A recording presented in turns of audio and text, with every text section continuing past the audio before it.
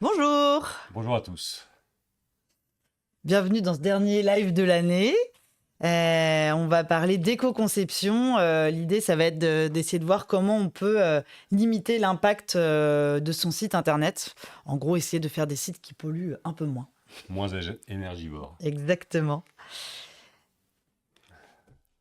On va pouvoir se présenter. Donc moi, je suis Elisabeth, je suis directrice conseil associée à l'agence. Donc moi je suis Nicolas, je suis le fondateur de l'agence depuis 2006. On va fêter nos 20 ans dans 6 mois. Et peut-être je vous présente rapidement l'agence pour celles et ceux qui connaissent peut-être pas encore ou qui nous connaissaient en 2006. On a un peu changé depuis. En gros, on est une agence de communication. On accompagne nos clients sur 3 volets: conseil, créa et digital. Donc, sur la partie conseil, ça va être tout ce qui est positionnement de marque, stratégie de com, stratégie digitale. On travaille aussi en assistance à maîtrise d'ouvrage pour cadrer des gros projets numériques, donc vraiment en amont, écrire des cahiers des charges. Donc, ça, voilà, ça va être toute la partie conseil. Sur la partie créa, on fait pas mal de choses. Du naming, du logo, de l'illustration, de la photo et de la vidéo aussi, tournage et puis motion design, là, des petits films d'animation.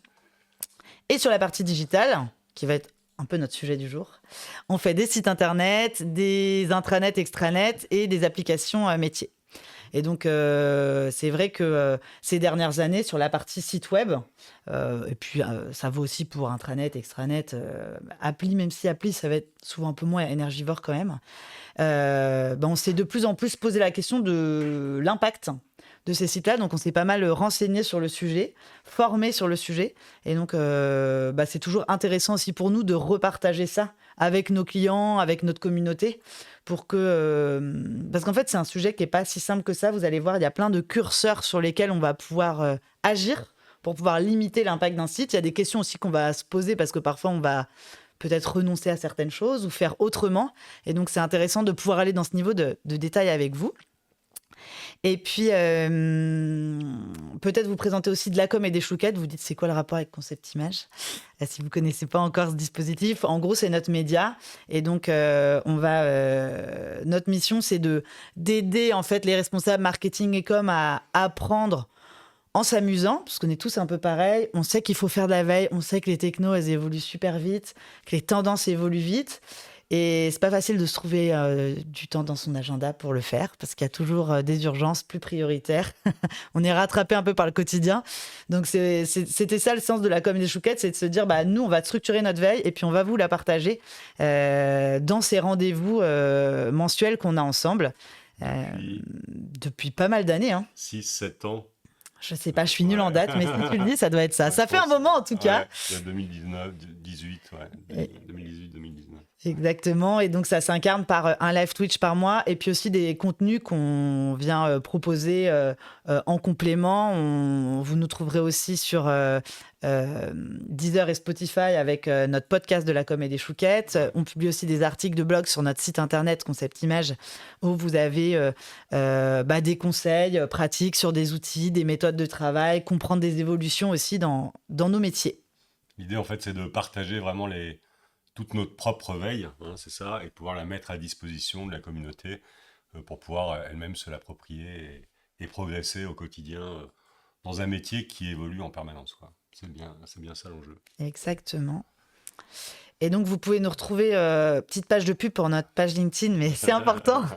Si toute cette veille vous intéresse, je vous invite vraiment à suivre notre page parce que c'est vraiment là qu'on vient repartager tous nos contenus, les invitations à nos lives, nos podcasts, les vidéos aussi qu'on va sortir sur YouTube puisque tous nos lives sont en replay. Donc, le live de ce matin, vous le retrouverez aussi dans quelques jours sur notre chaîne YouTube.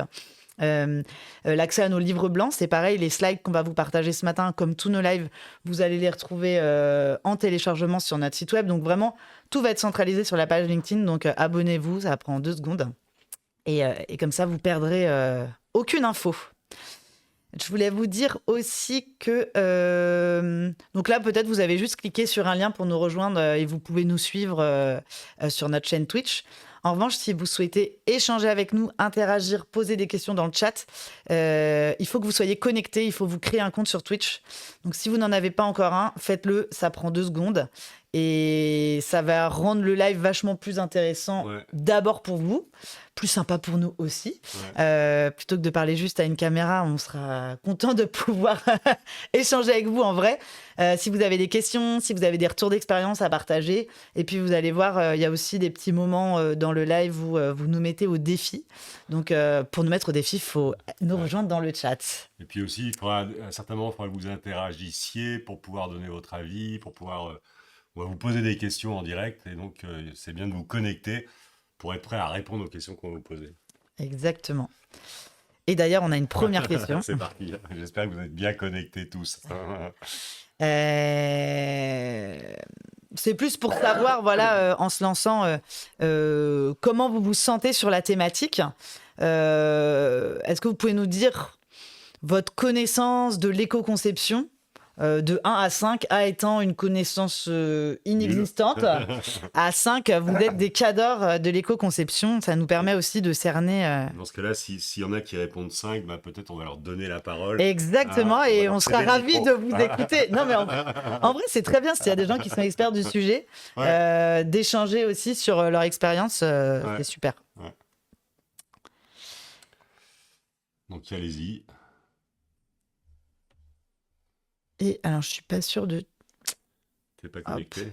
Je suis connectée, mais j'ai un problème de data qui fait que j'ai du mal à charger la page. Et donc, je ne vois pas bien les commentaires. Peut-être si tu peux le lancer aussi sur ton post, au cas où ça ne fonctionne pas. Mon phone ayant la même data que mon ordi, ça peut être un petit peu compliqué. Donc, si tu peux regarder en parallèle. Et donc, n'hésitez pas à nous donner là où vous vous situez. En attendant que je vienne résoudre ce petit problème, je suis désolée. Hop.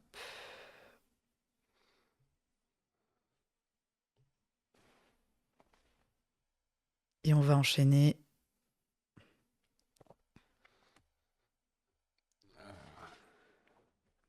Vous savez, il vous donne un code qu'il faut que vous saisissiez. On va vite pouvoir se relancer. Peut-être que dans ces quelques minutes de latence, vous êtes devenus des boss en éco-conception, je ne sais pas. Alors, le code. Ça, c'est les joies du direct. Tout à coup... Hop. Voilà.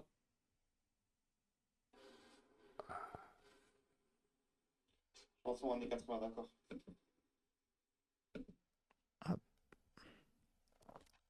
Et en attendant que tu te connectes, que tu finalises ta connexion, on va pouvoir enchaîner. Donc, pour démarrer, en fait, ce qu'on voit, c'est que, probablement, vous le savez déjà, Internet, ça pollue. Je pense que vous êtes au courant. C'est un truc auquel on ne pensait pas forcément avant, parce qu'on avait vachement l'impression de le print, ça pollue parce qu'on imprime des trucs.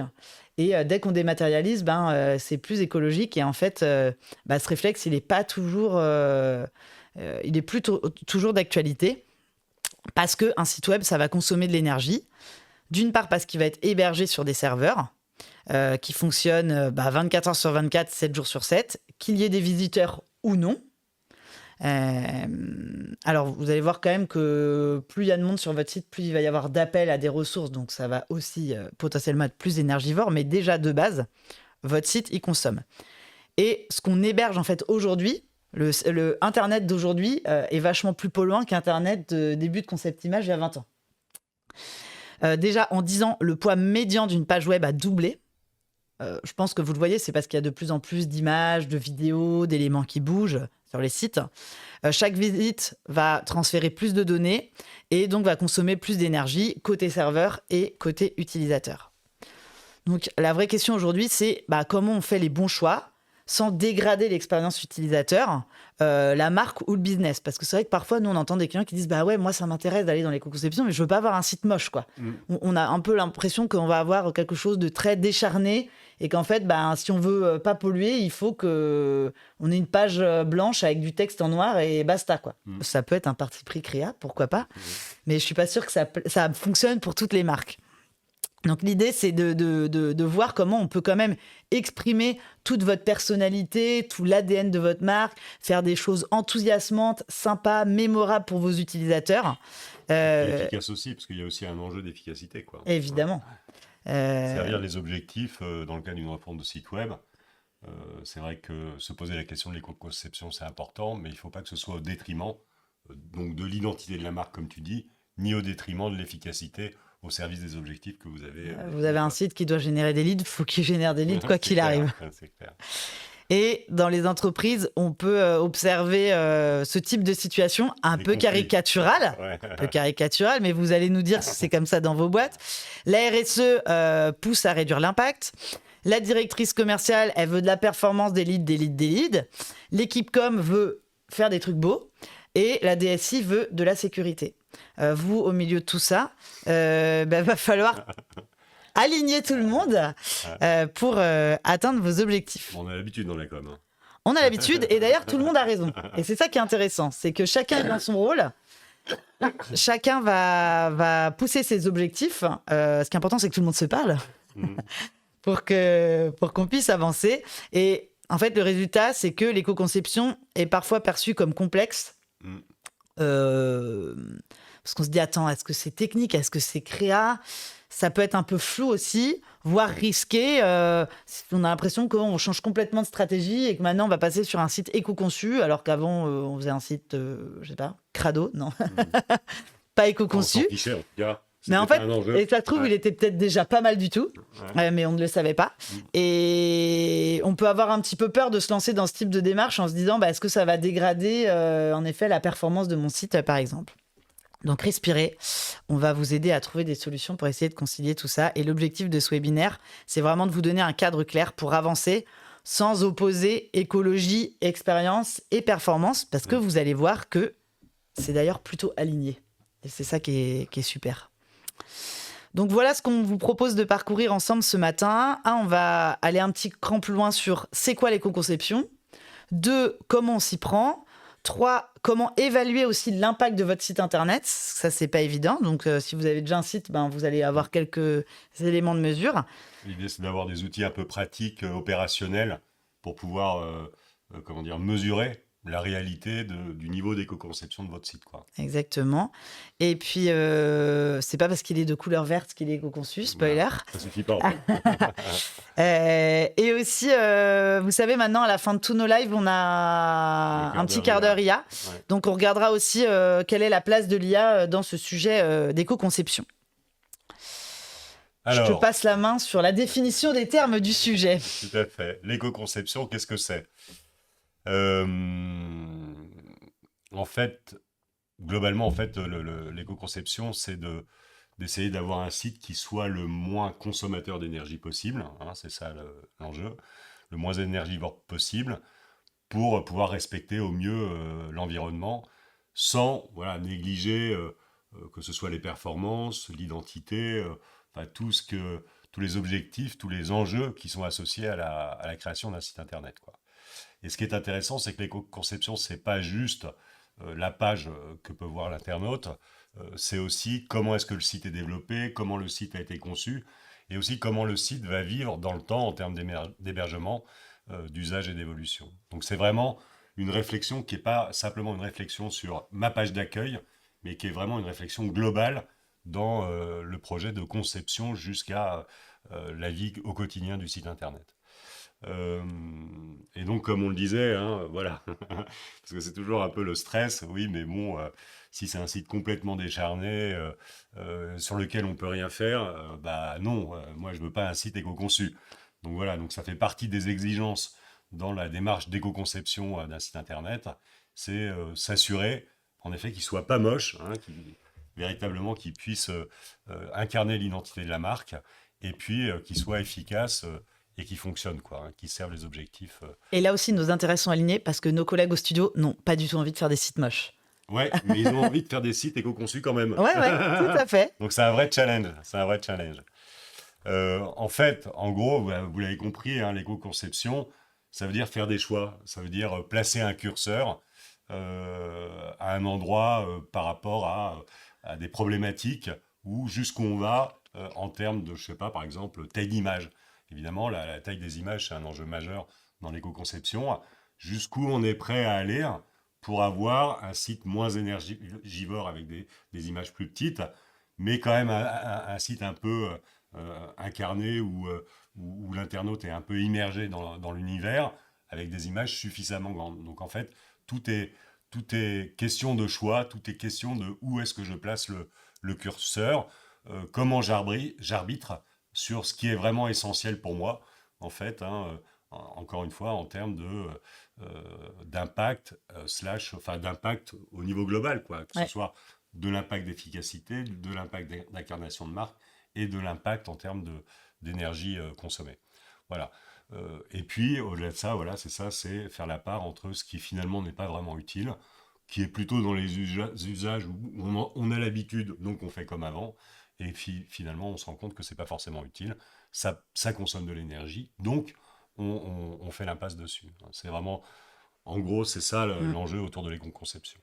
Et pour pouvoir faire ces choix, eh bien, il va falloir bien comprendre où est-ce qu'on va pouvoir faire des choix. Et donc, c'est ce qu'on va pouvoir voir par la suite. Pourquoi est-ce que l'éco-conception est incontournable aujourd'hui? Parce que, en fait, le numérique a un impact environnemental qui est réel. Et donc, c'est important de pouvoir comment dire, se poser ces questions-là. Mais ce n'est pas le seul intérêt. Ce n'est pas simplement réduire l'impact environnemental du numérique. Ça a d'autres intérêts, notamment l'expérience utilisateur. En effet, le fait d'avoir un site qui soit éco-conçu, généralement, ça veut dire que c'est un site qui va être plus agréable à utiliser, avec des pages qui seront plus légères, Ouais. donc qui vont se charger plus vite. On a tous l'expérience d'arriver sur un site internet avec des pages qui mettent 1 seconde ou 2 secondes à télécharger. On va sur une page, 2 pages et on s'en va parce que c'est juste insupportable en termes On est d'expérience. devenu extrêmement impatient. Voilà, c'est ça. On n'a pas le temps. Donc les sites qui se chargent lentement, c'est un vrai comment dire, impact négatif sur les sites web. Et ben, un des effets positifs de l'éco-conception, c'est d'avoir des pages qui soient légères et qui se chargent très rapidement. Ça permet aussi d'avoir des interfaces qui sont plus simples, plus épurées, avec moins de contenu dans tous les coins, ce qui permet plus facilement de se repérer pour l'internaute et d'avoir encore une fois une expérience en termes de parcours utilisateur qui est plus fluide et plus évidente. On n'a pas besoin de chercher le bouton dans le coin en bas à droite. Là, voilà, on a des pages qui sont sobres, épurées, donc éco-conçues et donc plus efficaces, plus simples à naviguer. Donc pareil pour les parcours utilisateurs qui sont mieux pensés, qui génèrent moins de frustration, moins de clics, moins de contenu. Et donc, voilà, donc l'éco-conception a aussi ses effets positifs. Un site plus épuré, c'est aussi l'opportunité de bien réfléchir aux messages clés qu'on veut mettre en exergue sur notre site, puisqu'encore une fois, comme on va limiter le contenu, eh ben, ça force à une réflexion sur la pertinence et la qualité du contenu qu'on va pouvoir mettre en place sur le site internet, bien réfléchir aux messages clés, aux offres, aux CTA, aux appels à l'action, pour avoir encore une fois des parcours plus lisibles. Donc c'est un effet bénéfique aussi de l'éco-conception. Ça nous force à avoir une réflexion plus approfondie pour être plus efficace et avoir plus d'impact. Parce que bien sûr, on pense à tout ça sur 100% des projets. C'est quoi mon message clé? Comment je priorise? Enfin, c'est tout le travail qu'on fait autour du contenu et de l'ergonomie. Mais c'est vrai que quand on est dans une démarche de faut vraiment que j'aille à l'essentiel, faut que j'enlève tout ce qui est superflu, ça te force à faire l'exercice de façon vachement plus saillante. Exactement. Et c'est ça qui est bien en fait. Exactement. Donc voilà, donc c'est un autre comment dire, effet positif de mettre en œuvre une démarche d'éco-conception. Donc On va vous donner un exemple, on va essayer d'être un peu concret aussi. Donc pour Amazon, Amazon, grand philanthrope orienté sur l'éco-conception, bien sûr. exactement. En fait, ils ont calculé que le fait qu'une page se charge pas vite, le ralentissement du chargement de ces pages, euh, ne serait-ce que d'une seconde, peut lui coûter jusqu'à 1,6 milliard de dollars de ventes chaque année. Donc c'est, bon, évidemment, tout le monde n'est pas Amazon, on ne fait pas tous le même chiffre d'affaires qu'Amazon C'est sur clair, le on n'est web. pas très nombreux. Voilà. Mais ceci étant, voilà, donc ils ont calculé qu'un temps de chargement augmenté d'une seconde, c'est 1,6 milliard de dollars de ventes perdues chaque année. Donc ça a un enjeu majeur. Et juste pour dire, c'est pas parce que vos pages sont rapides que votre site est éco-conçu. Ouais, C'est c'est parce que votre site est éco-conçu que vos pages sont qui rapides. va être plus rapide, Voilà. exactement. Ça, c'est le premier point. Amazon, je pense pas qu'ils ont eu une démarche d'éco-conception web. Ils ont eu une démarche d'optimisation de leur business. Mais en tout cas, c'est juste que c'est un élément très tangible avec un chiffre et un chiffre d'affaires en face, ce qui est hyper intéressant, qui Ouais. montre que ces intérêts écologiques et business peuvent être alignés. Et Exactement. c'est ça qui est intéressant. Exactement. Après, si c'est pour balancer des colis de trucs jetables partout dans le monde, C'est un autre enjeu. c'est un autre sujet, mais juste sur la vitesse de chargement des pages, ça c'est intéressant. Ouais, ouais. Alors, un autre effet bénéfique d'avoir une démarche éco-conception, c'est au niveau du référencement naturel et des performances techniques générales du site. Ce qui est là aussi un enjeu évidemment majeur lorsqu'on refait son site web. Pourquoi c'est bénéfique pour les moteurs de recherche? Parce que les moteurs de recherche sont particulièrement friands de sites qui soient des sites rapides en termes de temps d'accès. Et en fait, vous avez des bonus sur les moteurs de recherche type Google. Si votre site est rapide en termes de temps d'accès, vous serez mieux référencé dans le moteur de recherche que si au contraire votre site est plus lent. Pareil, si votre site est stable, il est bien structuré, on en a parlé avant, hein, le fait d'être dans une démarche éco-conception, ça veut dire qu'on va essayer de se départir du superflu, essayer de bien structurer les choses, de les simplifier. Et ça, Google en raffole et vous vous privilégie en fait en termes de référencement naturel. Et je fais lien avec une question de Camille dans le chat qui est hyper intéressante sur le référencement. Camille, tu nous disais, est-ce que le fait de réduire le contenu, ça n'impacte pas le SEO? Ouais. Très bonne remarque, parce Ouais. que c'est vrai que là, on est un peu tiraillé. Google, il aime bien un site qui est archi rapide, etc. Il aime bien un site qui est très touffu en contenu texte. Exactement. Parce que en effet, si vous vous intéressez un peu au référencement naturel ou si vous en faites tous les jours, vous savez très bien que la règle d'or, c'est un mot-clé égale une page. Donc, si vous voulez travailler, vous ressortir sur plusieurs expressions clés, vous ne pouvez pas les travailler toutes dans une même page, sinon vous allez noyer l'impact. Google, il va dire, je ne comprends pas, c'est quoi le mot-clé principal, donc je ne référence rien. Ouais. Donc, sur toutes les expressions sur lesquelles vous voulez être présent, il faut créer des pages. Et donc, ça peut engendrer des arborescences qui sont quand même très complexes avec énormément de pages. Donc, c'est vrai que si vous voulez vous référencer, il va falloir écrire des contenus et ça reste le cas. Donc, c'est vrai qu'un site performant et éco-conçu, c'est pas forcément un site qui a 5 pages. Ouais. Parce qu'il aura beau être éco-conçu, très rapide, etc. Vous n'allez pas faire des miracles sur les moteurs de recherche. En revanche, vous allez voir que ces pages-là, elles peuvent être structurées d'un point de vue design, d'un point de vue code, on va en parler tout à l'heure, de façon à être les plus légères possibles. Et vous n'allez peut-être pas les tabasser avec Watt 1000 images plein pot, archi lourdes, Exactement. qui vont plomber les performances Parce de que ces pages-là. La réalité, c'est que le contenu éditorial, le contenu texte, en fait, il n'y a pas d'enjeu en termes de poids de page. Ça pèse rien. Une page avec du contenu texte, ça pèse rien. Donc, l'enjeu, en fait, c'est autour de la vidéo, Les médias, la photo, les médias en général. Donc, il ne faut pas hésiter à créer des pages avec du contenu éditorial, beaucoup de pages, comme tu dis, un mot-clé est égal à une page, pour pouvoir avoir du référencement naturel de qualité. Donc l'un n'est pas opposé à l'autre, quoi. Un autre effet de bord positif de la démarche d'éco-conception d'un site web, c'est autour de l'accessibilité. Les principes d'éco-conception recoupent largement les principes de... Alors, pas toujours, hein, parce qu'il y a quand même des sujets qui sont différents. Mais c'est vrai qu'il y a des choses qu'on va faire en éco-conception qui vont nous aider sur l'accessibilité. Ouais.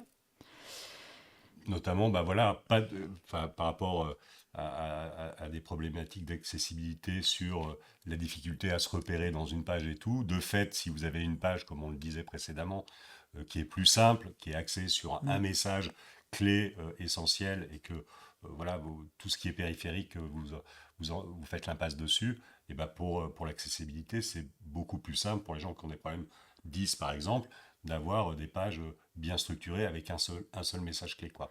Donc ça sert votre éco-conception et ça sert l'accessibilité en même temps. Un peu pareil pour des grosses animations. Parfois, vous allez sur des sites où il y a une belle anime et tout, donc c'est enthousiasmant, mais ça va souvent être assez gourmand.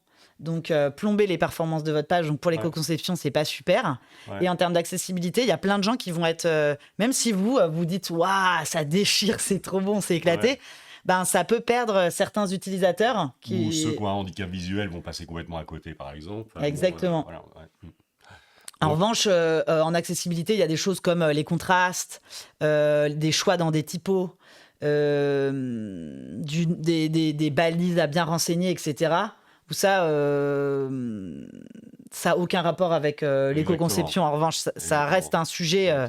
Souvent, là, c'est aligné, accessibilité et éco-conception, mais ce n'est pas suffisant. Enfin, je veux dire, pour l'accessibilité, il y a d'autres bonnes pratiques à mettre en œuvre pour avoir un site accessible.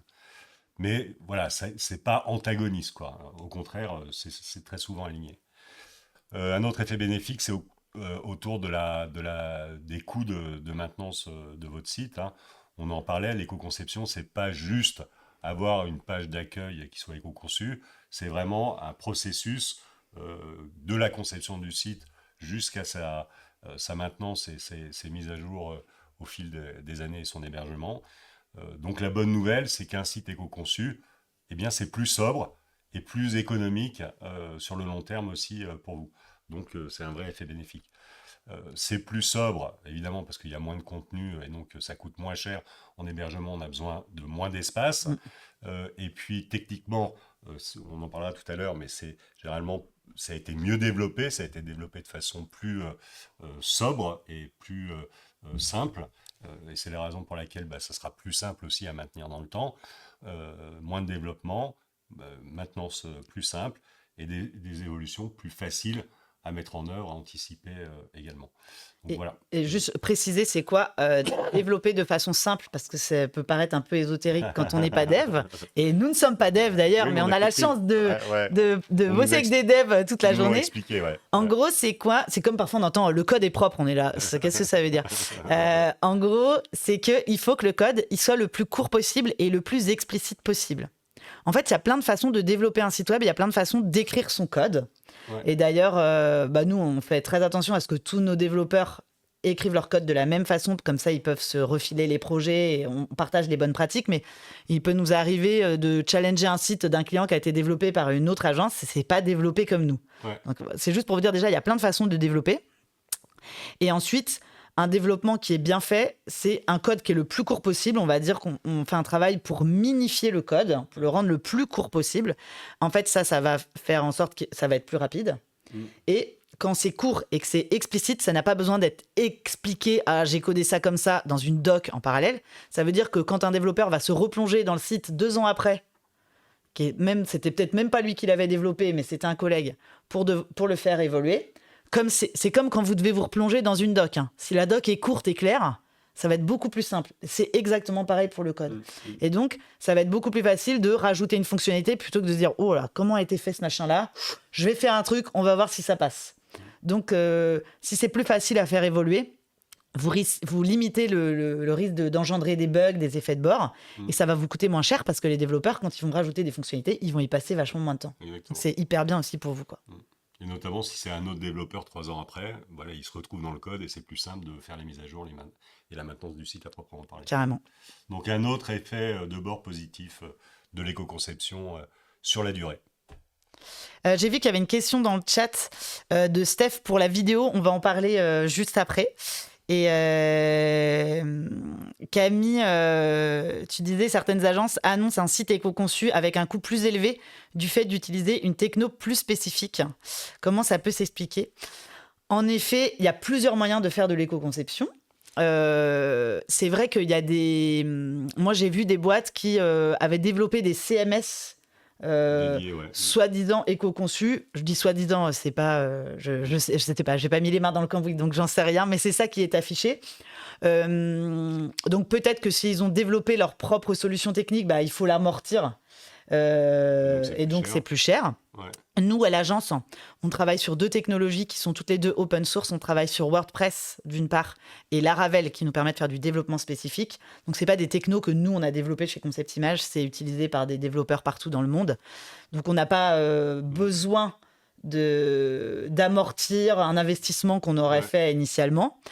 Et donc, concrètement, c'est pas plus cher, quoi. Alors, ça dépend, parce qu'on va en parler justement sur des médias. Si vous voulez avoir du visuel sur un site et que vous voulez éviter de mettre de la photo ou de la vidéo qui sont des choses lourdes et que vous voulez des illustrations qui sont dans des formats compressés type SVG et que vous confiez à votre agence la création de ces illustrations, bah, ça va être un travail créa en plus. Ouais. Mais enfin, moi, pour répondre concrètement à la question de Camille, c'est pas le choix techno qui il n'y a pas de choix techno qui justifie le fait de payer un site éco-conçu plus cher. Ouais, ça me semble. Et quand bien même les agences qui proposent des CMS développés spécifiquement pour des sites éco-conçus, ça va reposer sur les mêmes technos que WordPress ou Laravel. Ça va être du PHP, du SQL, donc ça me semble tout à fait contre-intuitif.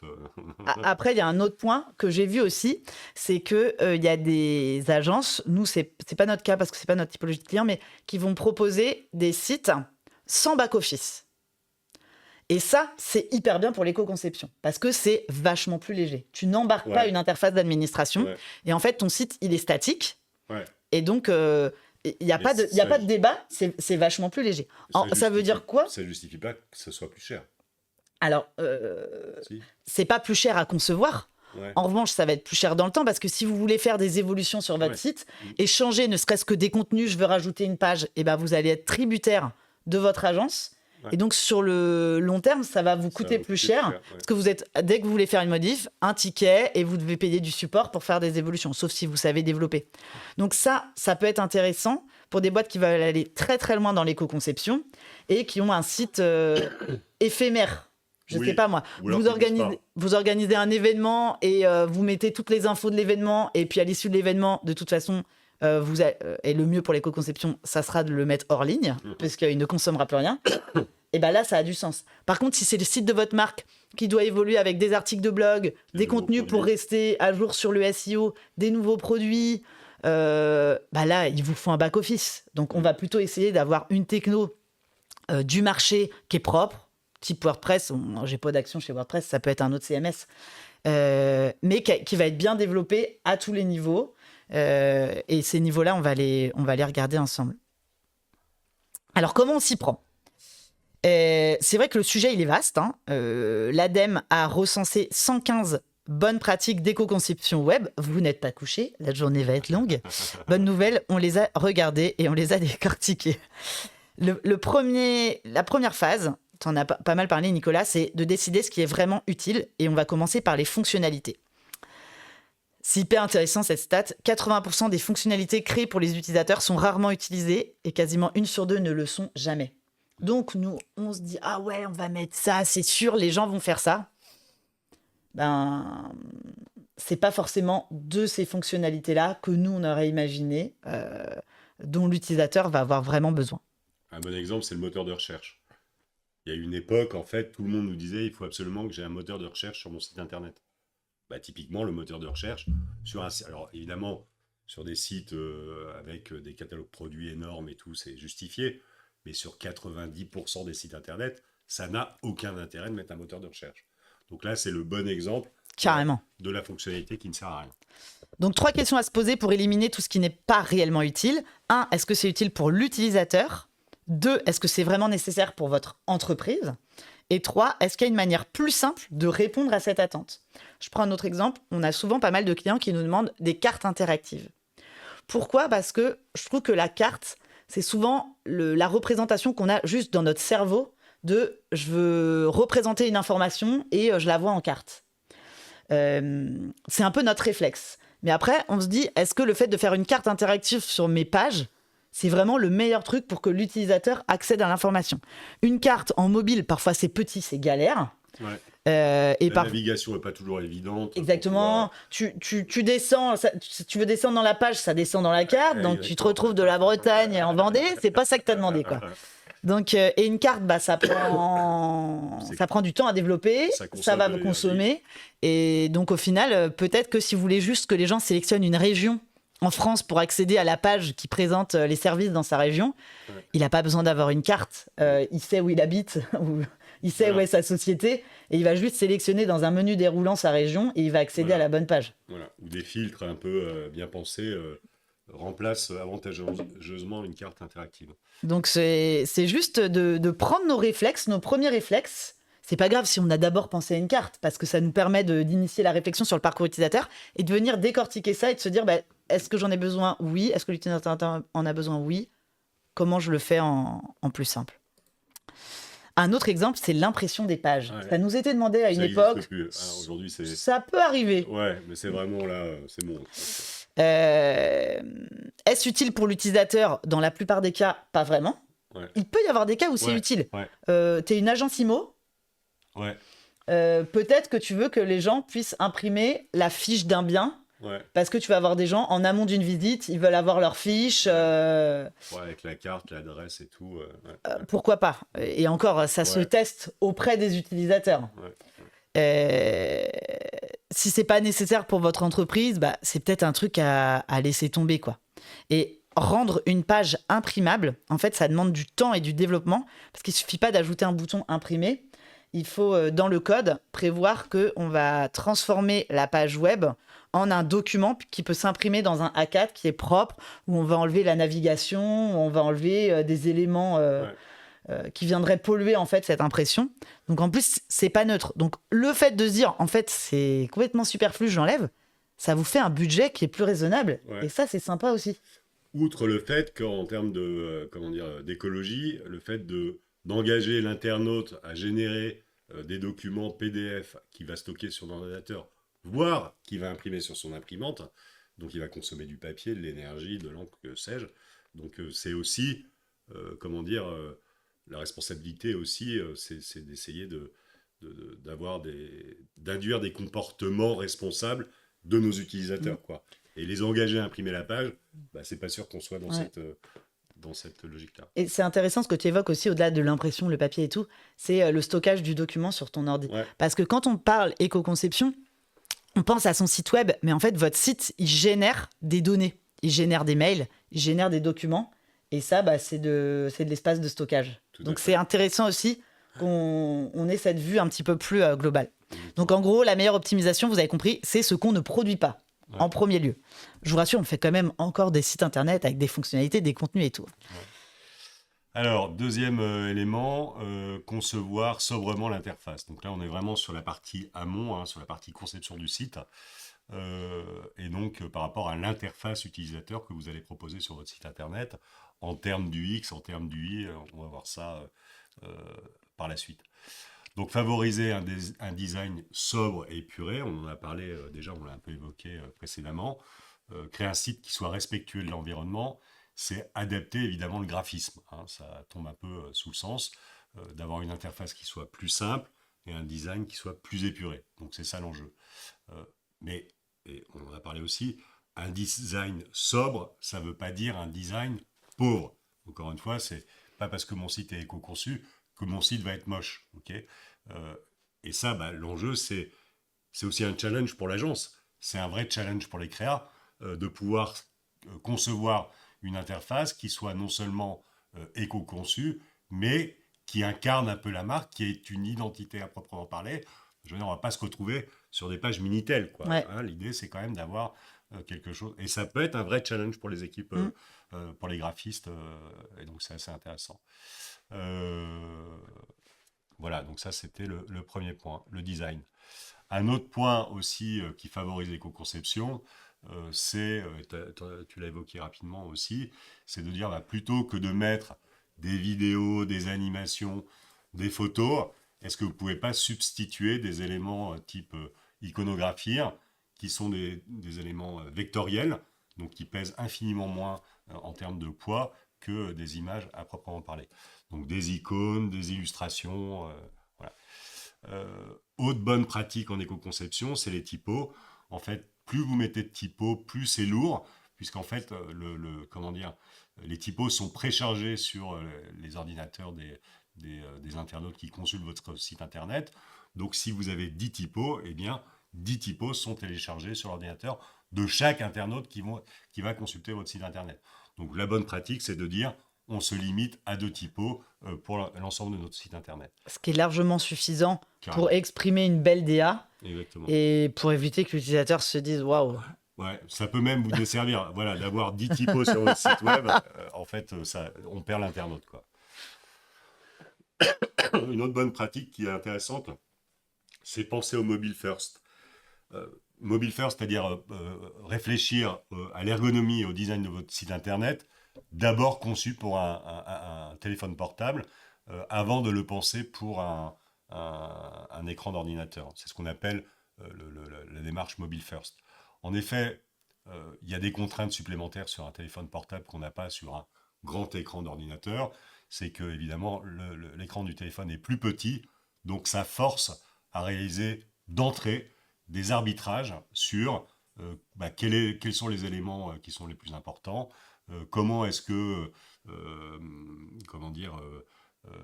j'optimise la place qui m'est donnée pour pouvoir faire passer les messages que je veux faire passer. Donc c'est une bonne pratique en fait de réfléchir à la conception de votre site d'abord sur un écran de téléphone plutôt que sur un écran d'ordinateur. Alors évidemment il y a des choix graphiques à faire aussi parce que évidemment les éléments graphiques, les contenus visuels ont un poids réel et donc un vrai impact en termes d'énergie. Sur la lisibilité, sur l'accessibilité, sur la performance. Ensuite, il va falloir optimiser vos médias. Parce que là, on vous dit, si vous avez des photos qui servent à rien remplacées par les relais par des élus, il y a quand même des moments où on veut mettre des photos, où on veut mettre des vidéos. Steph nous en parlait dans le chat. Donc, pour les images, les documents PDF aussi qui peuvent être très très lourds, ça, parfois, on s'est un peu invisibilisé, je trouve. Ouais. Et donc, images, PDF, vidéo, on va essayer d'éviter la surcharge. Donc, mettez-en quand ça a un intérêt, mais pas juste que ça soit purement décoratif.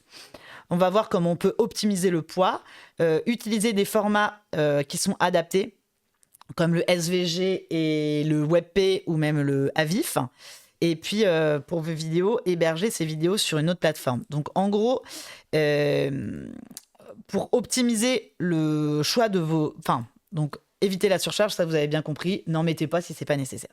Deuxième point, sur l'optimisation du poids. En fait, l'idée, c'est que parfois, on charge d'emblée dans son back-office des images en HD énormes, alors qu'elles vont être dans un conteneur qui est petit. Donc, c'est dommage. Vous chargez dans votre back-office un truc gigantesque qui ne sert à rien. L'utilisateur va pas l'avoir en plus beau, en meilleure définition, ça sert à rien. Donc déjà, c'est bien d'avoir ce réflexe. Nous, par exemple, dans les back-office, vu qu'on travaille uniquement en sur-mesure sur le web, on met une taille maximale pour les images. Si le client il veut charger plus gros, ça bloque. Ouais. Alors ça peut être un peu embêtant. Mais après, ça va compresser en plus. Ouais. Mais ça peut être un peu pénible au début, mais c'est une bonne pratique. Ouais. Et après, ça permet de contenir en fait déjà de base le poids des images. Ensuite, on met en place aussi, c'est pareil pour des PDF, je ne sais pas si vous le savez, mais vous pouvez compresser un PDF. Il y a des outils en ligne comme I Love PDF, vachement bien, c'est gratuit. Alors, mettez pas des trucs archi confidentiels dessus, vu que c'est un outil en ligne. Mais pour des documents qui vont être publics et que vous allez remettre sur votre site, vous les importez dans I Love PDF, vous choisissez votre degré de compression, il vous le sort en compressé, et vous voyez pas la différence, vous n'avez pas l'impression que votre PDF est crado, quoi. C'est vraiment une bonne pratique. Ouais. Ensuite, pour le fait d'avoir des éléments au bon format, en effet, tout ce qui va être illustration ou éléments graphiques qui vont structurer vos pages, si c'est nous qui les réalisons, On va pas mettre ça en JPEG ou en PNG, ça va être des formats beaucoup plus légers. Donc, ce qui vous permet d'avoir quelque chose qui est assez design, assez joli. Il peut y avoir des motifs, des textures, des effets de couleurs. Donc, vraiment un truc sympa, mais archi léger. Et on peut mettre en place aussi des plugins, nous, sur nos sites, qui permettent, comme tu le disais, de compresser, enfin, de convertir en fait le format d'une image. Donc, vous allez importer un JPEG à l'ancienne. Pas trop énorme du coup. Et du coup, le plugin va vous le convertir dans des formats beaucoup plus performants comme le WebP et le AVIF. Vous n'avez rien à faire, c'est juste de la technique. Et en fait, ça peut aller jusqu'à diviser par 10 le poids de votre image sans altérer sa qualité. À l'œil nu, l'utilisateur se dit pas « Oh là là, ça doit être un site vraiment bien éco-conçu vu comment il est compressé et pixelisé. » Non, vous inquiétez pas. Ça peut être un choix. Hein. Ça peut être un choix, on va en voir un d'ailleurs. Mais si vous souhaitez juste faire les choses propres sans le crier sur tous les toits, vous aurez vos images qui seront vraiment... dont l'impact aura été vraiment minimisé. Et puis donc sur les vidéos, c'est bien de les héberger sur une autre plateforme. De toute façon, c'était déjà une bonne pratique avant qu'on parle d'éco-conception. Encore une fois, pour que votre site soit léger, nous, on recommande vraiment à nos clients de ne pas importer direct leurs vidéos dans leur back-office parce que ça va alourdir votre site. Et donc, dans ce cas-là, hébergez-les sur un YouTube ou un Vimeo. Et ensuite, vous allez pouvoir les encapsuler sur votre site. Donc, l'utilisateur, il ne va pas forcément décrocher sur ces plateformes et quitter votre site. Les players, on peut les intégrer dans vos pages. Même quand ça vient de Vimeo, on peut customiser. Donc, vous n'avez pas le player de base comme vous l'avez sur YouTube où vous êtes obligé d'avoir le player rouge. Donc, ça peut très bien s'intégrer dans votre DA aussi, mais ça ne viendra pas plomber votre site. Et de toute façon, il y a fort à parier que votre vidéo, vous allez l'héberger sur une plateforme de ce type. Si vous l'hébergez sur YouTube, c'est bon pour votre référencement naturel aussi. Exactement. Donc, c'est trop dommage d'héberger une vidéo à 2 endroits. Ça veut dire qu'elle consomme 2 hébergements, donc c'est dommage. Et puis, il vaut mieux utiliser des serveurs dédiés à l'hébergement de vidéos plutôt que de mettre des vidéos sur des serveurs dédiés à l'hébergement de site internet. C'est pas la même chose. En termes de performance aussi. Bref, ne mettez pas de vidéos, n'hébergez pas de vidéos sur votre serveur web. N'apportez pas de vidéos sur votre site internet. Ouais, et autre truc que je voulais dire sur les vidéos, c'est qu'on va éviter d'avoir des vidéos en ce qu'on appelle en autoplay. C'est-à-dire, parfois, vous allez sur une page et vous avez, peut-être, ça peut être une vidéo inspirationnelle où on voit les gens dans l'entreprise, etc. On voit que ça bouge, donc on se dit « Ah, c'est super !» L'utilisateur, il va voir direct notre univers, etc. Ça, c'est pas trop recommandé pour l'éco-conception parce que 100% des utilisateurs, ils vont charger cette vidéo. Donc, si vous voulez aller loin dans la démarche et que vous avez quand même de la vidéo, vous mettez un player et vous invitez les utilisateurs, seulement ceux qui ont envie de regarder, à déclencher la vidéo. Si vous dites non, franchement, c'est important d'embarquer les gens dans notre univers, nous, on n'est pas des ayatollahs d'éco-conception non plus. On essaye d'expliquer tous les curseurs et de trouver où bien se placer pour chaque problématique client. Mais on peut très bien se dire, j'en ai peut-être une qui va tourner en boucle, mais peut-être qu'elle va pas être plein pot sur ma page et elle va être dans un conteneur plus petit. Et ça va quand même être sympa et surprendre et créer quelque chose. Mais du fait, comme ça va être sur un plus petit format, ça va être moins lourd. Il faut maintenant réduire la complexité technique. Donc là, c'est du développement. On ouvre le capot. Donc, minimiser le code, on en a déjà parlé, vous maîtrisez. Faire le code le plus court possible. Et puis, autre sujet, c'est qu'on va éviter les éditeurs, en fait, ce qu'on appelle des theme builders en anglais. C'est en fait des solutions qui vous permettent de faire des sites et qui embarquent toute une interface. Ça va plus loin que juste un back-office pour ajouter des pages, etc. Qui embarque une interface pour créer en dynamique à la volée des designs de pages avec des composants que vous venez glisser, déposer. Wix en est un. Elementor en est un aussi. Alors, ça peut paraître une bonne idée parce qu'on se dit, je vais pas être dépendant de mon agence. Quand je vais vouloir rajouter des pages, des composants, je vais pouvoir le faire moi-même. Nous, c'est pas des sites qu'on réalise pour nos clients, pas pour plusieurs raisons, hein. La première, c'est que la plupart de nos clients, ils ont quand même envie d'avoir un back-office qui est bien fait, avec des blocs qui sont déjà designés. Et après, ils se prennent pas la tête à se dire comment je vais composer ma page. Ils vont jouer avec cet ensemble de blocs qu'on leur a créé pour eux et ça leur suffit. Et ça permet aussi de faire des bêtises ou d'avoir au bout d'un moment j'ai une idée et puis au final on peut dévier un petit peu de la direction artistique ou des bonnes pratiques ergonomiques qu'on s'était fixées au début. Et puis en fait ça consomme vachement plus. Parce qu'en fait, on embarque vachement plus de ressources, donc votre site, il est forcément beaucoup plus lourd. Donc, c'est préférable de vous tourner vers un CMS type WordPress, Drupal, c'est un peu comme WordPress, qui ne va pas embarquer toutes ces ressources de base. Et puis, on peut se poser aussi la question des plugins et des outils externes. Donc, plugin dans notre jargon sur WordPress, par exemple, c'est toutes les briques fonctionnelles qu'on va venir installer sur un site. Et parfois, on peut être tenté d'installer plein de trucs. Et parfois, on se dit, j'installe au cas où. Ça, c'est le pire truc en éco-conception. Si vous n'en avez pas besoin, enlevez-le. Donc, pareil, si vous intégrez des outils tiers, ça peut être assez énergivore. Je sais pas, moi, un outil tiers de prise de rendez-vous en ligne, si c'est pour qu'au final, personne ne l'utilise. Vous pouvez aussi analyser vos données de fréquentation. Ouais. Si des trucs ne sont pas utilisés, vous pouvez les enlever. Et ça, c'est sûr que ça va charger du code externe. Ça va déclencher des appels serveurs. Donc, et puis, vous ne savez pas comment ça a été développé. Donc, vous ne savez pas s'il y a une sobriété au niveau du code de ces solutions-là. Donc, gardez vraiment uniquement les plugins utiles et supprimez les autres et évitez l'empilement d'outils. C'est aussi une excellente bonne pratique. Vous avez vu, on a vu l'ensemble de vos collègues sur un slide au début. Votre DSI va être très content que vous limitiez le nombre de plugins parce que moins il y a de plugins, moins il y a de potentielles failles de sécurité. Donc, c'est aussi une excellente pratique. Les animations. Rassurez-vous, vous pouvez faire un site qui est plutôt bien performant et avoir des animations sur votre site. Parce que parfois, on se dit, ça doit être le truc le plus consommateur. Alors, c'est sûr que ça a un coût en termes de performance et de ressources parce que ça peut ralentir le chargement des pages, surtout sur mobile, et donc alourdir le site. Mais il y a des animations qui vont avoir finalement assez peu d'impact, qui vont être assez légères. Et donc, l'enjeu, c'est pas d'éliminer toute animation, mais c'est de faire des choix. On a un client qu'on a accompagné, Glimpse. Ouais. Qui est dans la sécurité d'ailleurs. Et en fait, sur leur page d'accueil, comme ils ont un métier qui est très technique, on avait quand même envie de représenter des choses et de les expliciter. On a fait le choix de ne pas mettre de photos.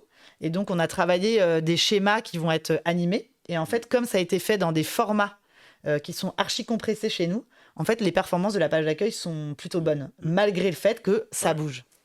Et donc, aussi par rapport à ça, il vaut mieux une animation bien développée qu'une vidéo, dans 100% des cas. C'est clair. Donc, si vous avez besoin que ça bouge un peu, que ce soit un peu Vivant. Si vous avez un arbitrage à faire entre vidéo et animation, choisissez systématiquement l'animation. Et le tracking et les outils de mesure. En fait, les outils de tracking, type Google Analytics ou Matomo, c'est énergivore parce que ça charge du code, ça consomme des ressources et en fait, ça tourne en continu. Donc, si vous ne regardez jamais vos stats, pourquoi vous ne vous passeriez pas de votre outil de tracking ? Alors, c'est un peu bizarre à dire parce que nous, en vrai, c'est vrai qu'on aime bien avoir des outils de tracking. Même quand on refond un site, on aime bien demander à nos clients, donnez-nous un accès à votre Analytics ou à votre Matomo parce qu'on va comprendre des choses de vos comportements utilisateurs. Donc, c'est un peu antinomique ce que je dis. Et ce que je vous disais, c'est si vous avez des outils de mesure et que vous voyez qu'il y a des pages qui sont jamais consultées, des fonctionnalités qui sont jamais utilisées, vous allez pouvoir les supprimer. Donc, en vrai, c'est aussi un outil d'amélioration continue. Exactement. Mais parfois, on a des clients qui nous disent, évidemment, il me faut un outil de tracking. Et en vrai, ils ne le regardent jamais. Ouais. Parce que faute de temps, de ressources, ou voilà. D'intérêt, ouais. Voilà. En vrai, si vous n'en servez pas, renoncez-y, c'est quand même ce qu'il y a de mieux à faire, quoi. Ouais. Et donc, on a vu sur la conception, on a vu sur les contenus à déployer sur le site, et puis on va regarder aussi dans le temps comment est-ce qu'on peut mettre en œuvre des bonnes pratiques pour l'éco-conception. Donc d'abord un chiffre, ça va, on n'a pas balancé trop de chiffres, parfois. Non mais c'est bien les chiffres. Parfois on assomme les gens par les chiffres, mais là on a quelques chiffres. D'ici 2030, donc les centres de données pourraient consommer dans l'Union européenne l'équivalent d'un quart de toute l'électricité utilisée en France chaque année. Voilà. Donc on voit que Internet, on le sait, mais là ça permet de quantifier les choses de façon très concrète. C'est le quart de toute l'électricité consommée en France en une année. Il y a un truc qui est important, c'est que ça inclut l'IA. Et l'IA, c'est... Ça bouffe de l'énergie. Donc, ce qui veut dire qu'il faut faire attention aussi à l'hébergement de votre site Internet. Alors, le choix d'un hébergement vert, bonne question, qu'on s'est posé d'ailleurs, parce qu'on l'a fait à un moment. On a proposé, Hum, on plantait des arbres, absolument. tu te souviens? Et puis après ça, on a arrêté. Donc on va vous expliquer pourquoi. Donc en effet, il y a des hébergeurs qui proposent des systèmes de compensation carbone. En gros, ils disent, voilà, au vu du carbone qui a été compensé, il faut que vous plantiez tant d'arbres qui permettent de faire une compensation par rapport au carbone que vous générez. Euh, alors, donc on a cru que c'était une bonne idée au début, on l'a fait, mais en fait ça a été beaucoup remis en cause par les scientifiques, notamment il y a des forêts qui saturent. Donc la revue scientifique Nature a fait un article sur le sujet avec des forêts qui saturent. Le reboisement à grande échelle peut poser des problèmes, des cultures inadaptées, de la monoculture qui peut être un vrai sujet aussi pour la qualité des sols. Ça peut aussi parfois, on va planter des arbres, mais avant il y avait de la culture alimentaire, et donc bah, finalement c'est un mal pour un bien, enfin un bien pour un mal, je sais plus dans quel sens, mais bref, en fait finalement c'est pas une bonne idée, quoi, en clair. Il y a des reforestations qui sont ratées aussi. On a un exemple en Turquie, je ne sais plus en quelle année c'était, qui a planté 11 millions d'arbres. Ça fait des arbres, hein. Ça en fait un certain, voilà. Donc 90% sont morts au bout de 6 mois. Il y a eu Ouais. une sécheresse, ça n'a pas été bien pensé. C'était une catastrophe. Et c'est vrai que moi, j'ai aussi pas mal lu de choses sur le sujet où ça peut être fait un peu comme des bourrins, si je puis dire. Ouais. Et c'est pas des bonnes espèces qui sont plantées aux Au bon bons endroits. Ouais. Et ça, Ni c'est avec la problématique. diversité suffisante, etc. Donc en fait, tout Et ça. attends, il y a un autre truc, excuse-moi, c'est que les Ouais. arbres, ça met longtemps à pousser. Hmm. Et donc, en fait, toi, tu émets du carbone aujourd'hui, mais Ouais. on a l'impression, oh, c'est bon, c'est compensé. Là, j'ai un logiciel qui me dit, ah, c'est bon, vous avez planté des arbres, il y a une petite animation avec des arbres qui poussent. Ouais. Animation au passage, ce qui est drôle. Et en fait, la compensation, elle se fait dans des années. Exactement. Donc, on s'est aussi dit, si on fait ça, on va pas changer nos pratiques. On va continuer Exactement. à faire du web sans se poser de questions. Exactement. Parce qu'on va se dire, bah, c'est good, c'est Ouais. c'est compensé. C'est de la bonne conscience à pas cher, quoi. Ok. Donc on s'est dit, et c'est vraiment au moment où on s'est vraiment penché sur l'éco-conception il y a 5-6 ans, avant on plantait, voilà, on faisait de la compensation carbone, et on s'est posé cette question-là, et on s'est dit, on va arrêter ça, et en revanche, on va mettre en œuvre, on va se documenter, faire de la veille, on va faire des recherches sur le sujet, pour avoir des sites véritablement éco-conçus, plutôt Plus que de donner, optimisé. plutôt que en avoir rien à faire et puis planter des arbres. On va arrêter de planter des arbres et on va avoir une exigence de créer, développer, maintenir des sites éco-conçus pour nos clients. Donc ça a été vraiment une bascule qu'on a opérée chez Concept Image. Voilà. Bon, après, vous faites ce que vous voulez, mais Et il y en a tout cas, sûrement des dispositifs pour planter des arbres qui sont propres, qui respectent la biodiversité et qui ne sont pas victimes de la sécheresse. Je le souhaite fort. J'imagine que ça existe. Mais en fait, c'est assez opaque. ouais. Et quand vous prenez des systèmes de compensation carbone, c'est très bien marketé, mais Ouais. c'est très difficile de savoir ce qu'il y a derrière. Exactement. Et donc, en conclusion de tout ça, hein, c'est toujours la même chose. L'énergie la plus verte qui existe, c'est celle qui n'est pas consommée. Donc vraiment, l'enjeu, voilà, c'est la démarche éco-conception plutôt que la compensation qui permet d'avoir bonne conscience. Juste, il y a un autre truc aussi, c'est que nous, on fait attention, on héberge tous nos sites en France pour Ouais. plusieurs raisons. La sécurité, on est content aussi de faire bosser des bons hébergeurs français. Ouais. OVH pour pas citer. Et bien. également, notre énergie en France, elle est très décarbonée. Tout à fait. On- L'électricité à 95%. Exactement. Donc, si on héberge en Allemagne, c'est moins clean. Absolument. Ou aux États-Unis, ou que sais-je.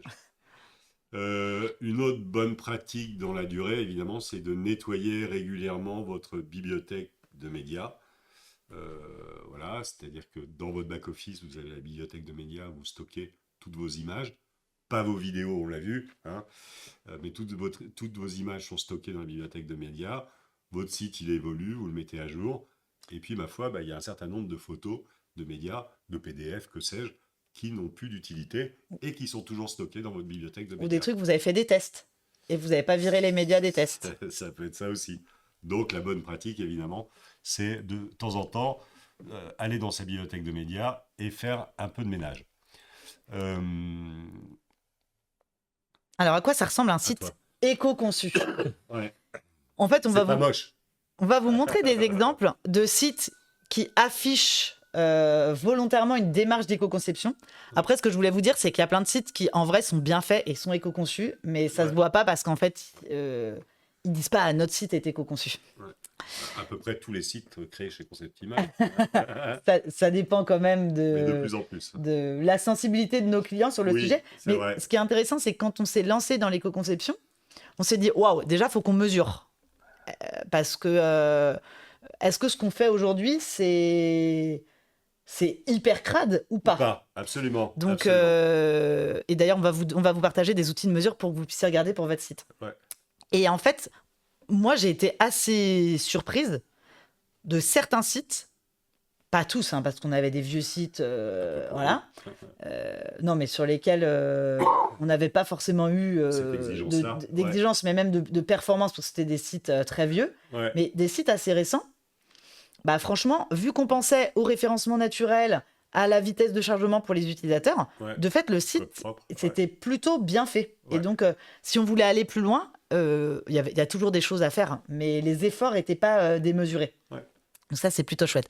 Alors, on vous montre quelques exemples. Ça, ce premier exemple, vous voyez ce qui est intéressant. J'arrive sur la page d'accueil.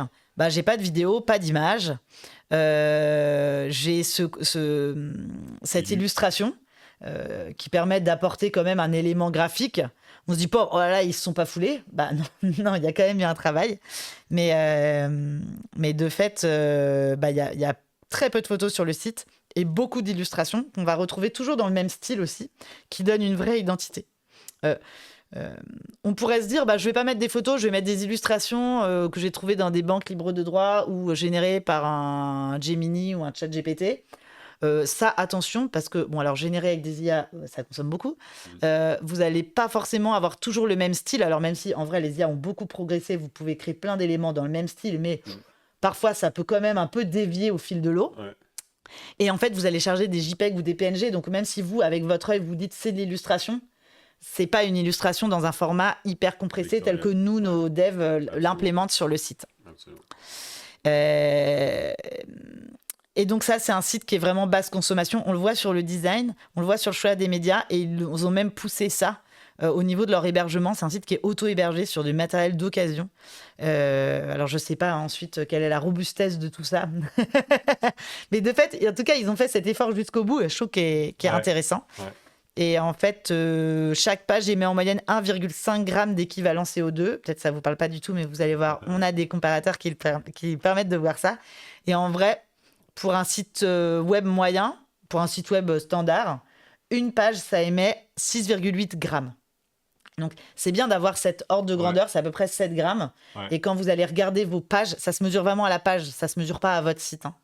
Vous allez pouvoir vous comparer. Autre exemple, c'est Mountain Riders.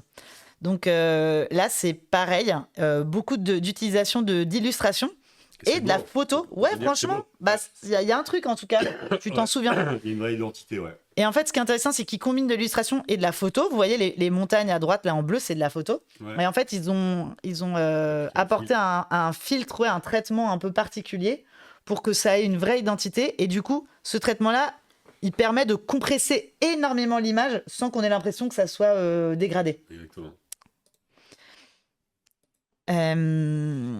Alors ça, c'était le site de Dalkia.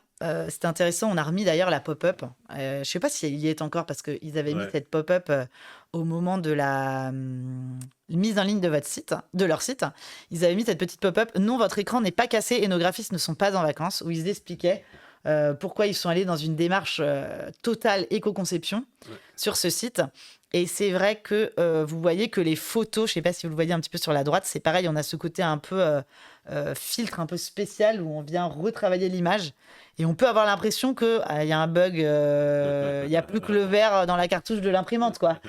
Et finalement, c'est un choix qui est assumé sur leur site. Et c'est vrai que on aime, on n'aime pas, mais il y a un... Une vraie identité, et puis un choix qui est assumé, et ça peut avoir du sens. C'était un site assez précurseur, hein. C'est un des premiers sites qu'on a vu comme ça, avec un arbitrage aussi radical dans l'éco-conception, quoi.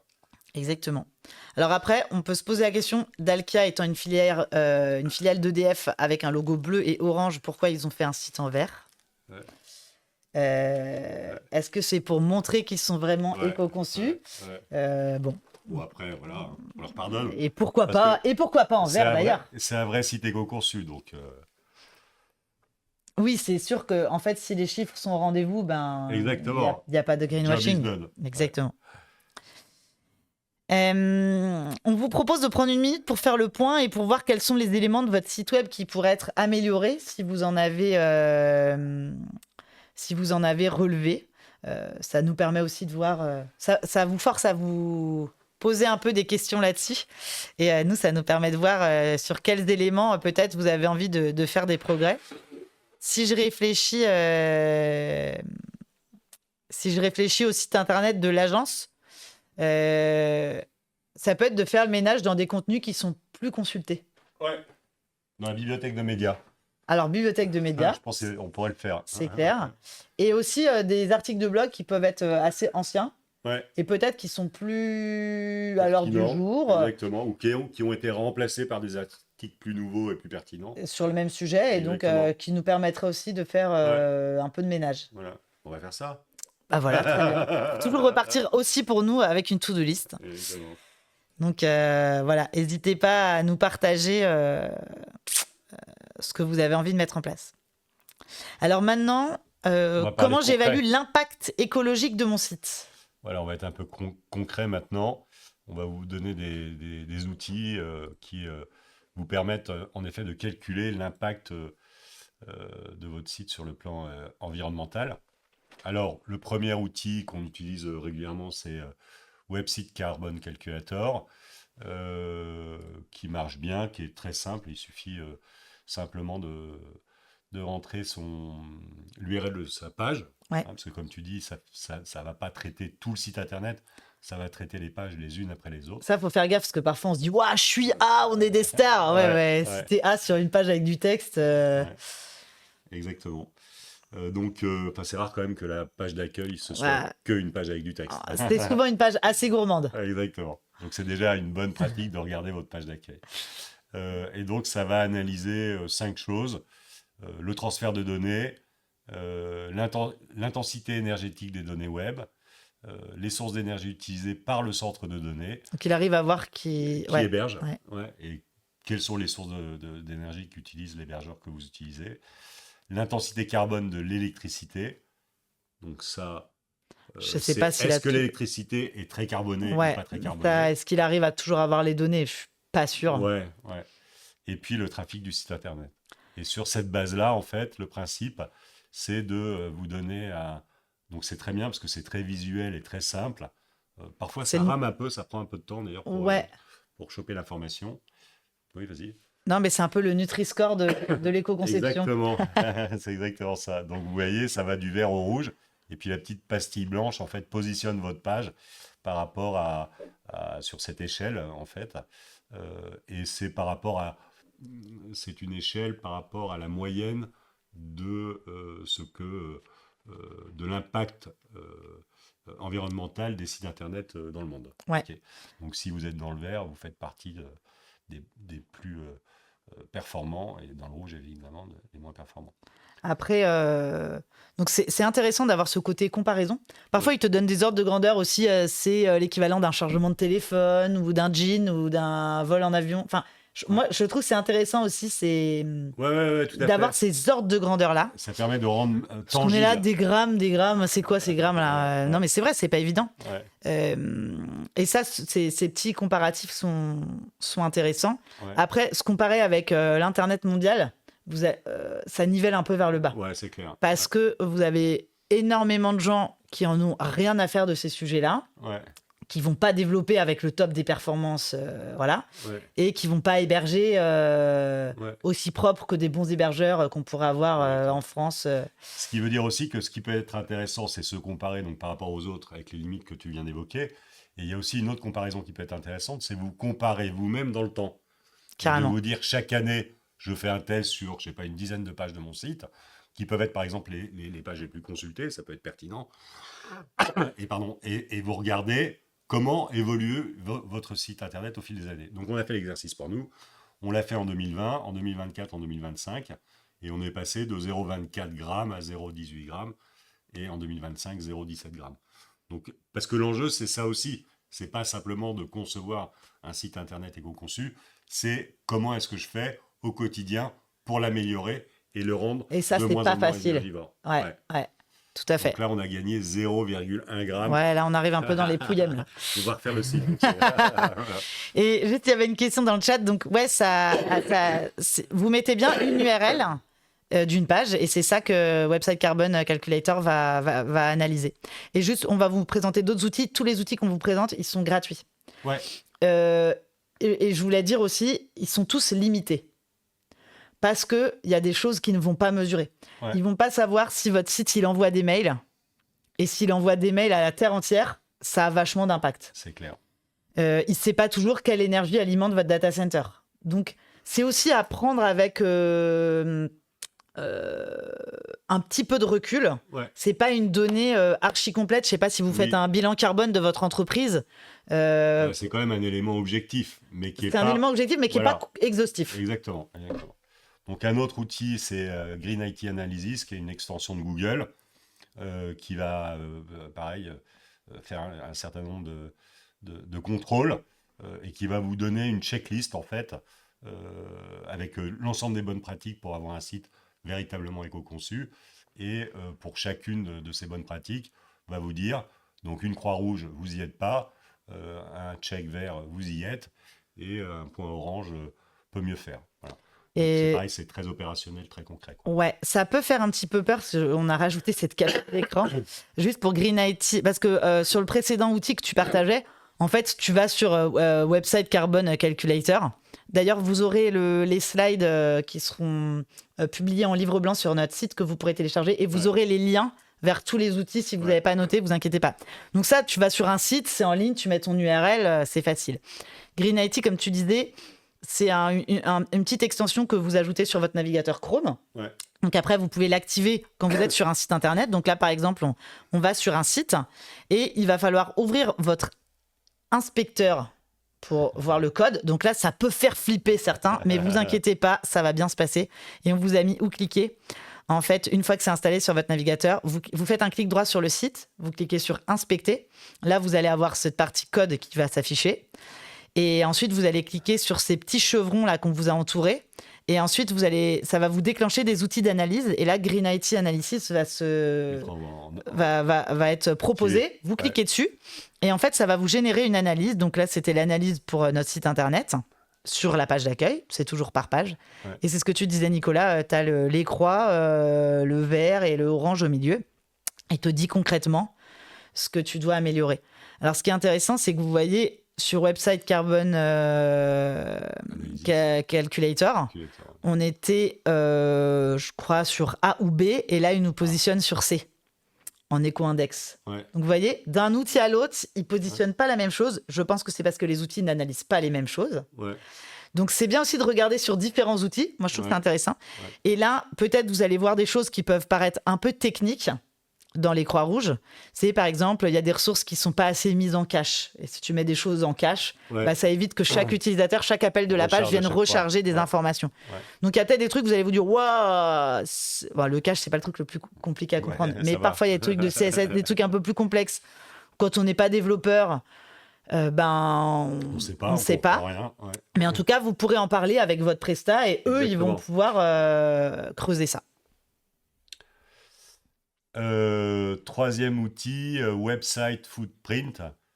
C'est une autre extension de Google qui permet de voir le CO2 émis en fait pour chaque page et qui, pareil, c'est très visuel. Hein. Ça vous donne sur un scoring, ça vous positionne une pastille du vert au rouge et qui vous permet de savoir le CO2 émis page par page. Quoi. Et vraiment, c'est intéressant d'avoir cette logique de CO2 émis parce que vous pouvez faire un calcul par rapport à... Et nous, on l'a fait pour l'agence. Par rapport à vos pages, vous pouvez faire une moyenne. Alors, c'est des calculs, c'est des estimations, bien sûr, mais vous pouvez vous dire, j'ai regardé, je sais pas moi, 20 pages. Ouais. Mon site, il fait X pages. Ouais. Donc, je calcule à peu près en moyenne combien émet une page Ouais. et quel trafic je vais avoir dans l'année. Ça, vous pouvez le regarder Ouais. si vous avez un outil d'analyse. Donc, Ouais. vous allez savoir sur un an tous Ouais. les appels de page et tout ce que votre Ouais. site va émettre. Et puis ensuite, avec des sites comme l'ADEME, vous pouvez regarder c'est quoi des équivalences. Ouais. Ouais. Et on peut se dire, bah tiens, si je veux passer de B à A, parce que je veux vraiment être exemplaire, je vais avoir pas mal de choses à faire sur mon site. Je vais peut-être devoir renoncer à des choses sur mon site. Et pour quel impact? Ouais. Parfois, vous allez vous dire, franchement, l'impact, il est énorme. Donc, ça vaut le coup qu'on fasse ces changements-là. Ouais. Et parfois, vous allez dire, bah, peut-être l'impact n'est pas si énorme que ça. Donc, ça ne veut pas dire ne faites plus d'efforts en termes d'écologie.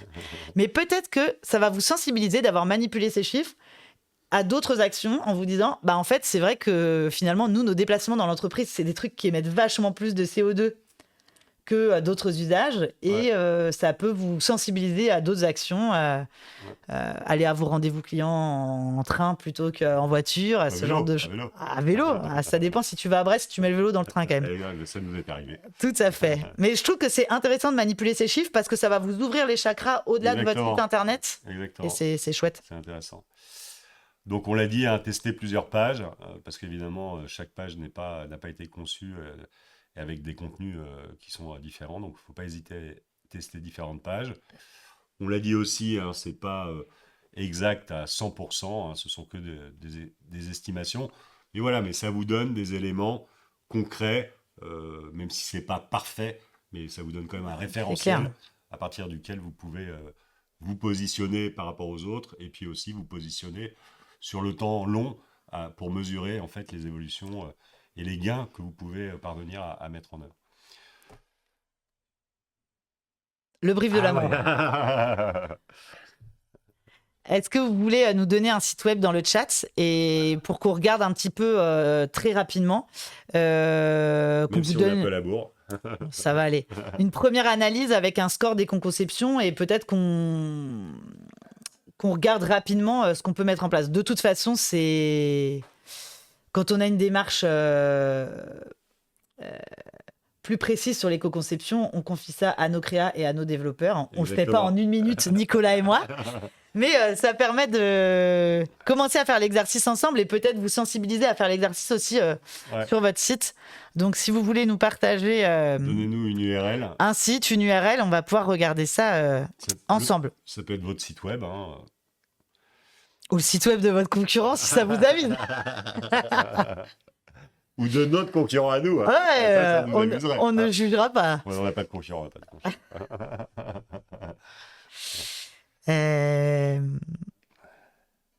Bon, si vous n'êtes pas inspiré, autrement on avance. On peut avancer sur l'IA. Et si vous êtes inspiré et vous nous donnez un site, on va y revenir. Parce qu'en effet, on voulait vous parler d'IA. C'est un sujet qu'on a ajouté dans tous nos lives depuis cette année. Ouais. Et c'est vrai que l'IA, elle peut être utile dans un projet de création de site internet. Ouais. Ou dans votre quotidien où vous produisez des contenus, vous alimentez votre site avec des contenus. Mais, bon, j'imagine, vous le savez, si vous êtes là ce matin sur un sujet d'éco-conception, vous êtes déjà un peu sensibilisé au sujet, l'IA, ça consomme énormément de ressources. Surtout quand on l'utilise sans cadre, un peu comme ça en permanence, quoi. Alors, l'IA, elle peut vous aider dans un projet web à éviter des erreurs et à accélérer les bonnes pratiques. Ça peut être prendre du recul sur votre site existant. Parce que l'IA, ça peut être un bon sparring partner sur j'ai besoin d'analyser, j'ai besoin de challenger. Après, vous pouvez le faire sans IA, évidemment. Pour identifier des fonctionnalités peu utiles ou trouver des alternatives à des fonctionnalités. Bon, après, ça, c'est aussi notre métier et on peut vous aider là-dessus. Mais ça peut vous donner des pistes sur comment je simplifie, comment je fais autrement. L'IA, elle peut être utilisée aussi par des équipes de développement pour gérer des versions de code plus simples. Alors attention, parce que l'IA, quand elle code de base, elle est beaucoup plus elle n'est pas sobre. Prolixe, voilà. C'est ça. Mais d'ailleurs, c'est pareil quand vous utilisez ChatGPT, ce qu'il aime faire de base, c'est des pavés. En dev, c'est pareil. Donc il va écrire 12 lignes là où un développeur un peu senior n'écrira qu'une ligne. Et d'ailleurs, c'est un vrai enjeu, ça peut agacer des devs chez nous sur de l'auto-complétion de code où ils disent c'est beaucoup trop verbeux et du coup, c'est pas une bonne pratique en dev. Exactement. Ni en éco-conception. Mais ça peut, dans certains cas, ça peut quand même être intéressant. Oui, tout à fait. Ça peut vous permettre d'identifier des images trop lourdes, de suggérer des alternatives plus sobres, de vous aider aussi à rendre des parcours utilisateurs un peu moins complexes. Donc ça peut être un outil qui vous aide à faire de l'optimisation, mais sachez qu'à chaque fois que vous faites des appels à une IA, ça consomme des ressources. Donc voilà, essayez d'éviter de multiplier des requêtes, on va essayer d'arrêter de générer plein de versions juste pour voir, parce que chaque version, c'est de l'énergie. Voilà.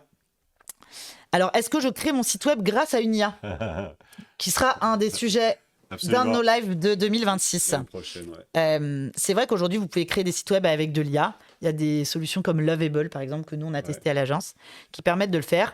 Vous faites des prompts en quelques minutes, vous avez des pages. Donc, c'est facile. Alors, c'est pas toujours génial. Et puis, c'est facile de voir des premières pages. Mais après, c'est pas facile d'héberger son site. C'est pas facile de gérer son nom de domaine. Et c'est pas facile de faire des modifs non plus, c'est un peu compliqué. Tout à fait. Vite, il faut payer. Vite, il va falloir payer. Et t'es jamais propriétaire de ton site, tu sais pas où c'est hébergé, t'as aucune info sur la sécurité. Bon, mais sur un petit site ou sur d'événementiels... Continuez à venir nous voir. Non, mais ça peut être intéressant dans certains cas pour prototyper aussi. Ouais. Ça peut être intéressant. Ouais. En revanche... c'est un site qui va être lourd parce qu'il va embarquer toute l'intelligence derrière, qui va être clairement moins durable dans le temps. Et en fait, l'IA, vous l'avez compris, de base, ne fait pas de tri, ne priorise pas, ne renonce pas. Ça, c'est un exercice, c'est à nous de le faire. Exactement. Ouais. Donc, on peut vite se laisser emporter par « waouh ». Déjà, c'est un peu magique et « waouh », c'est beau. Mais du coup, est-ce qu'on a vraiment fait l'exercice de l'éco-conception ? Je suis pas sûre. Alors, attention, si vous avez un site WordPress qui est blindé de ressources, qui est basé sur un thème avec un Elementor et qui charge des images et des vidéos, ça peut être tout aussi énergivore qu'un site type Lovable généré avec une IA, c'est sûr. Et le vrai risque, en fait, c'est que l'IA, elle nous facilite la surproduction. Je pense que si vous utilisez de l'IA, vous en êtes rendu compte. En fait, ça rend tellement de choses faciles. On va vite être en train de générer des quantités aussi de pages, d'images, pour faire des tests, des machins, ce que tu disais. C'est clair. Donc, on risque de voir une multiplication de sites vite fait, de landing page, j'ai testé, c'est jetable, etc. De contenus qui sont là, mais qui sont jamais consultés, ou de faire des redesigns très fréquemment parce que c'est devenu plus facile de le faire. Ce qui n'est pas forcément... à chaque fois, ça consomme des ressources de régénérer des choses. Et aussi, même pour votre marque, je ne suis pas sûre que ça soit super de trop perdre l'utilisateur avec des changements. Voilà. Donc, l'IA, elle peut accélérer des choses, mais elle ne pose jamais la question du « est-ce que c'est vraiment nécessaire ?» Et vous avez vu, c'est la question qui est au cœur de cette démarche d'éco-responsabilité, quoi. C'est « est-ce que j'ai vraiment besoin de ça ?» Est-ce qu'on a eu une petite URL à décortiquer ou pas ? Ben non, vous n'avez pas envie de nous mettre la misère ce matin. C'est l'esprit de Noël, vous avez envie d'être sympa avec nous, mais nous, on aime bien quand vous nous mettez un peu des défis, quoi. Est-ce que c'est intéressant ? Je vois juste une question dans le chat. Est-ce que c'est intéressant d'engager en parallèle d'une éco-conception une démarche de label numérique responsable ? Pourquoi pas ? Ça dépend quel est le sens de ce label pour votre entreprise. Est-ce que ça va vous apporter dans votre boîte ? Est-ce que le fait d'avoir le label, ça va vous aider peut-être commercialement ou en termes de recrutement, parce que y a vraiment le coup de tampon qui fait que en termes de visibilité, ça va vous mettre un cran au-dessus. Je pense que ça peut être un intérêt d'un label. Aussi, ça va vous forcer à avoir une démarche structurée en interne, parce qu'un label, c'est un cahier des charges assez précis. Et donc, ça vient cadrer et accélérer les choses, puisque comme vous êtes dans la deadline de « je veux obtenir mon label pour le temps », vous êtes obligé de faire avancer plein de sujets. Après, je pense aussi que vous pouvez faire avancer énormément de choses dans votre boîte en vous intéressant au sujet et sans avoir besoin de passer par un label et de payer un label. En revanche, ça veut dire que cette démarche, il faut que vous la portiez vous en interne. Donc, vous ayez du temps alloué à ça, que vous ayez aussi, que vous soyez soutenu par des sponsors dans l'entreprise. qui ont une capacité à prendre des décisions Et embarqué, ouais. et à embarquer les équipes, parce que ça va dépasser juste votre site internet, ça va être les bonnes pratiques de vos mails, de vos messageries, de l'utilisation de d'autres solutions numériques, de choix de vos logiciels et de vos fournisseurs aussi. Donc moi je pense qu'on peut faire déjà beaucoup de choses sans label.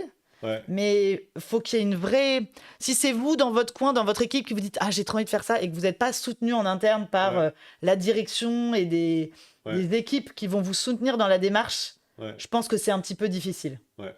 Et le label peut justement être comment dire, le sponsor qui vous manque, quoi. Exactement. Ça peut créer une route, un chemin, et dire faut qu'on ait le label, donc les gars, on se met en ordre de marche, quoi. Nous, par exemple, on n'a pas de label. Ouais. Et pourtant, l'éco-conception, enfin même l'écologie au sens large, est un enjeu majeur pour l'entreprise au quotidien, quoi. Ouais. Mais on n'a pas cherché à mettre en place un label spécifique. Bon, après, ça rejoint un peu la question de planter des arbres pour se donner bonne conscience. Enfin, je suis pas sûr qu'on ait besoin d'un label pour avoir une exigence partagée par tous dans la durée, quoi. Ouais.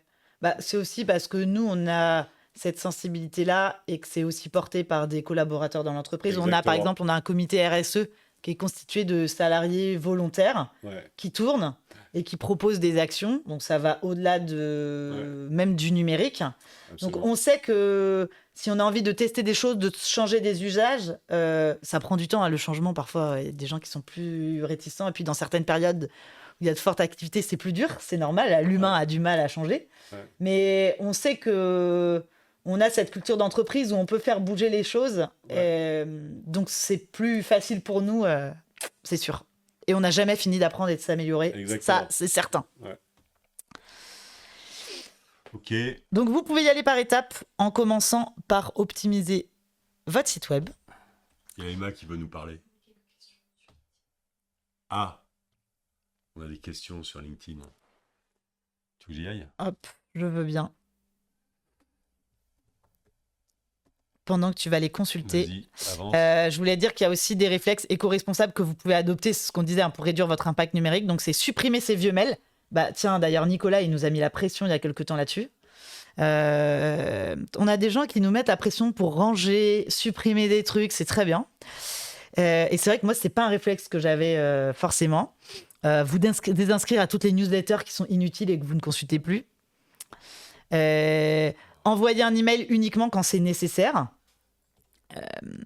On peut se dire, j'envoie un email et je dis merci, c'est sympa, mais si vous avez la personne à côté de vous, allez lui dire en vrai, ça consomme moins. Quand c'est possible, utilisez le téléphone plutôt que les visios. Faites le tri dans les anciennes versions de documents et débranchez les appareils après utilisation. Il faut que tu ailles sur le compte de l'agence. Ah, mais j'ai pas, moi, le compte d'agence. Il est là. Ah, ok. Et débrancher tout ce qui tourne. Hop. Et on essaye d'accéder, juste pour conclure, à vos questions. Il y a Patrick, il y a plein de questions, Patrick. Tac. Alors, quelle place pour... Ah oui. Hop, je pense qu'on va reprendre dans ce sens-là.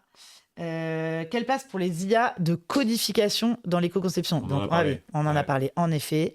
Désolé, on n'avait pas vu la question avant. J'espère qu'on y a répondu. Calcul global de l'éco-conception, on en a parlé aussi. Enfin, pardon, je vais lire la question. Les technologies des hébergeurs concourent-elles au calcul global d'éco-conception ? On en a parlé aussi avec website, calculateur ou je ne sais plus quoi, là. Ils intègrent cette dimension-là dans le calcul qu'ils font. Existe-t-il un label international sur l'éco-conception des sites ? Je ne sais pas. International, je suis pas sûre. Je ne sais pas. Ouais. Je regarde s'il y a d'autres questions.